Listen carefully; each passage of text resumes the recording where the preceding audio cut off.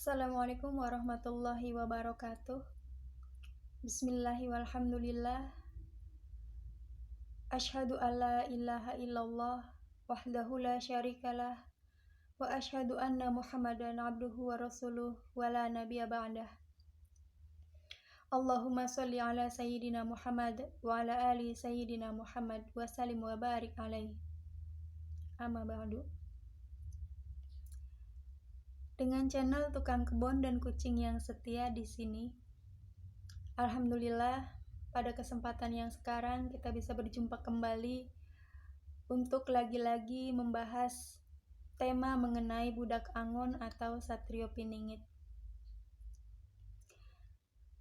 Di kesempatan yang sekarang saya ingin mengetengahkan judul yang insya Allah menjadi judul yang paling dinanti di antara semua judul berkenaan dengan budak angon atau Satrio Piningit ini, yaitu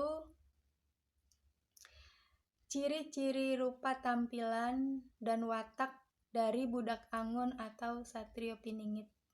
Ya kan, benar kan? Ini adalah tema yang paling ditunggu kan? Baiklah, karena sosok budak angon atau Satrio Piningit ini merupakan sosok yang paling ditunggu di akhir zaman, terutama di kalangan masyarakat kita, khususnya di Pulau Jawa dan umumnya di seluruh Indonesia insya Allah. Maka kita pasti akan mengatakan tak kenal maka tak sayang. Nah, agar kita bisa menyayanginya dan bisa mengenalnya, baiknya kita kupas ciri-ciri mengenai ciri fisiknya dia dan juga ciri secara karakter atau sifat dan watak yang dimilikinya. Baiklah, langsung saja kita mulai dari yang disampaikan oleh beliau Prabu Jayabaya dari salah satu seratnya.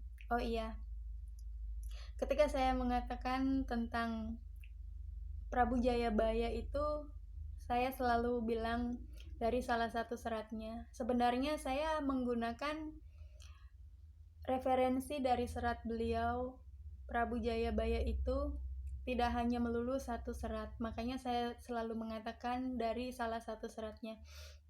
Nah, di antara serat beliau yang saya gunakan itu adalah Jangka Jayabaya, Serat Kalatida, Ramalan Terakhir Jayabaya, dan beberapa serat lain yang dicuplik oleh penulis-penulis atau oleh sastrawan-sastrawan Jawa kita tempo dulu.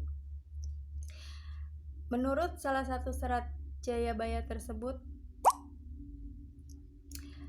ciri dari budak angon atau Satrio Piningit ini, dia kalau berpakaian tanpa krok anggone nyandang.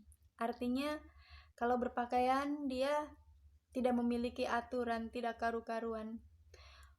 Bukan dalam artian tidak karu-karuannya itu asal-asalan, bukan seperti itu. Dia tahu fashion, dia ngerti style, hanya saja tidak karu-karuannya itu dia lebih cenderung mengikuti apa kata hatinya.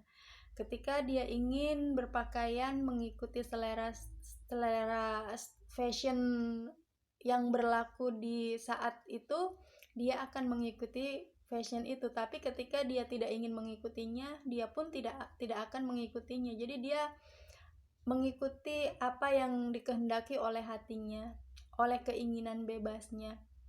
Namun demikian, satu hal yang pasti, apapun yang dia lakukan, dia tahu yang namanya norma-norma kemasyarakatan, norma adat, dan juga dia sangat paham yang namanya aturan-aturan agama. Dan dia tidak akan melanggar hal yang seperti itu. Jadi dia tetap berpegang teguh kepada aturan-aturan dan hukum-hukum yang berlaku. Berikutnya masih dari yang disampaikan oleh beliau Prabu Jayabaya. Katanya, apa surya pada Betara Kresna, awatak Baladewa. Dari tampilan fisiknya, wajahnya, tubuhnya, kulitnya itu seperti Betara Kresna. tetapi dari tampilan dalamannya, dari wataknya, sifatnya itu lebih seperti Baladewa. Nah, di sini yang menariknya ya. Ini salah satu patokan bahwa kita tidak akan kecele, tidak akan tertukar dengan sosok budak angon atau satrio piningit lainnya yang mengaku-ngaku. Sebab di sini beliau Prabu Jayabaya sudah memberitahukan ciri fisiknya bahwa rupanya itu seperti Betara Kresna, dari kulit Betara Kresna. Konon katanya kulit tubuh Betara Kresna itu ada yang mengatakan dia berwarna hitam cemeng cemani, hitam legam. Bisa jadi. Ada yang mengatakan lagi katanya kulitnya itu biru. Bisa jadi. Ada juga yang mengatakan kulitnya itu kehijauan. Bisa jadi. Nah, dari antara warna-warna tersebut kita nanti kelak akan bisa membuktikan pasti warna kulitnya itu tidak akan jauh dari warna kulit yang disebutkan tadi. Kalau saya cenderung ke kalau tidak biru, dalam artian biru tidak biru legam ya, tetapi kebiruan ada rona-rona birunya. Itu kalau tidak biru, hijau atau kehijauan atau mendekati kuning langsat. Sedangkan watak Baladewa ini dua-duanya tokoh dari tokoh-tokoh pewayangan. Kresna dan Baladewa ini sebenarnya merupakan kakak adik. Ada yang bilang Kresna dan Baladewa itu kembar, tetapi sangat bertentangan. Misalnya dari sisi kulitnya aja, kalau Kresna itu hitam, kalau Baladewa itu putih. Nah, sedangkan di sini yang disampaikan wataknya yang seperti Baladewa, sedangkan apa suryanya seperti Betara Kresna. Seperti apa wataknya Baladewa? Ternyata Baladewa itu memiliki watak keras hati atau saklek. Artinya ketika dia memiliki keinginan, dia pasti akan berteguh pendirian dengan keinginan itu sampai keinginannya tercapai, terwujud. Istiqomah dalam bahasanya kita umat muslim ya.